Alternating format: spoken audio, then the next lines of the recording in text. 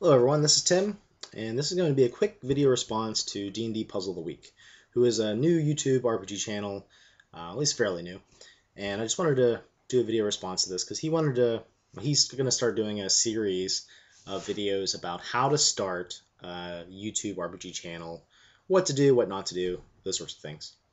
And I wanted to do a video just talking a little bit about my journey, and there's a reason I sat here like this. The Lord of the Rings poster in the back, which I believe was in the background of my first YouTube RPG video. You'll also notice that I'm just kind of playing around with settings.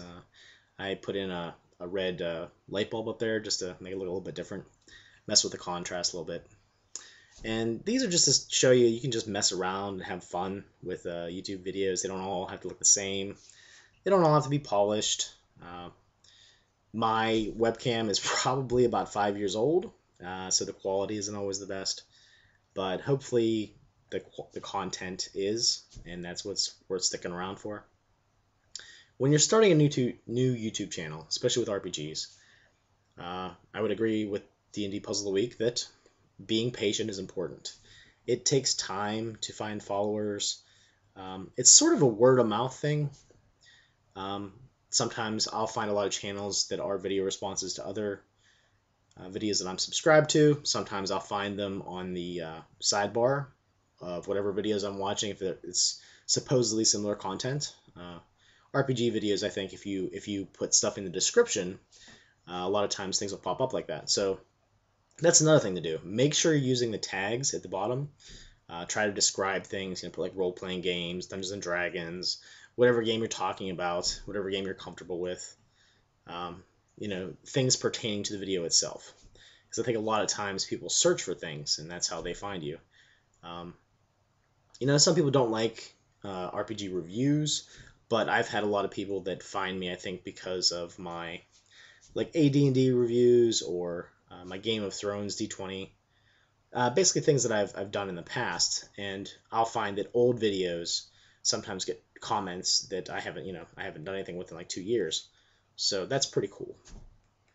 But generally, as a new person, I think video responses to channels that have a lot of subscribers is a good way to do it. Putting out unique content, if you can. And I think the Gentleman Gamer and Hammered Shitstick, aka Eunice and Matthew, talked a little bit about the fact that if there's a lot of channels out there and they're all sort of mimicking each other, that it basically comes down to, well, what are they going to watch? Are they going to watch your channel if it's different or not different? And you need to think about that. And you really just need to be entertaining. I don't know. People have different gimmicks and styles. I don't know if I really have a gimmick. I'm just the guy with his webcam. I think I talk a little bit about things differently than others. Like I do a little bit more with world building and settings. But I don't know. I kind of dropped the ball on that too. I could do a lot more stuff with world building. So in the end, when you're thinking about doing a YouTube RPG channel, I would also just have a word of encouragement for you. I like hearing different people's perspectives on my hobby, even if they are diametrically opposed to the way I look at things. Because it's only by contrasting your views with others that you kind of see where you stand. You might even not realize you have an opinion about something until someone else brings it up. Like, oh, wow, I never thought about it that way. I like standing in someone else's shoes and trying to look back at me and see, what I'm like.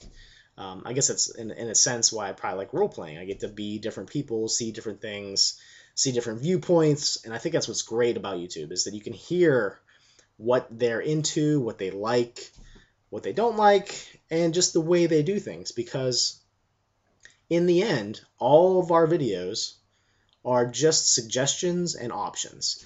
And it's really for the viewers to decide what they like and what they're going to sort of bolt on to their style, their way of doing things. And maybe you expose them to a different game they never heard of. Because there's a lot of small games out there that might have a really cool premise, but they don't have a lot of press. People just don't know they even exist. So, but for the new people out there, you're going to have to be patient. Like I told D&D Puzzle of the Week, you have to sort of slog it out for a while. And I think you have to have a high stamina for things like nasty comments, things like, 13 dislikes to 1 like. People just, I don't know, like, there's videos I've done that I look back at them and I'm like, okay, I don't understand why anyone disliked this. And sometimes I think maybe it's just someone who isn't into role playing and just wants to put a dislike. But I don't know. You kind of have to have a thick skin too. Self-confidence goes a long way. I will say that I'm pretty self-conscious, and this process of making videos, I think, has made me a better speaker. I don't say as many ums and ahs as I used to. I still do. Don't get me wrong, but it has improved, I think, the way I speak. And it's nice to interact with people all over the world who have a same interest, role-playing games. Sometimes people would compare channels. Like, why does your channel have like 5,000 subscriptions and mine has like 800, And don't get me wrong, I think it's amazing that I have like 800 some people or whatever that are listening to what I say. It seems kind of surreal and weird sometimes. But I don't think I'm going anywhere. I might slow down from time to time, but I plan on continuing to put out videos. And I think as a new person, until you get a good amount of subscribers, it can be sort of daunting to put out new content and not have any response to it, not have any comments, have low views. And just do your best, put out interesting stuff. If you can edit. But at the same time, a lot of my videos are just me talking in one take. It's genuine with all of its warts and flaws.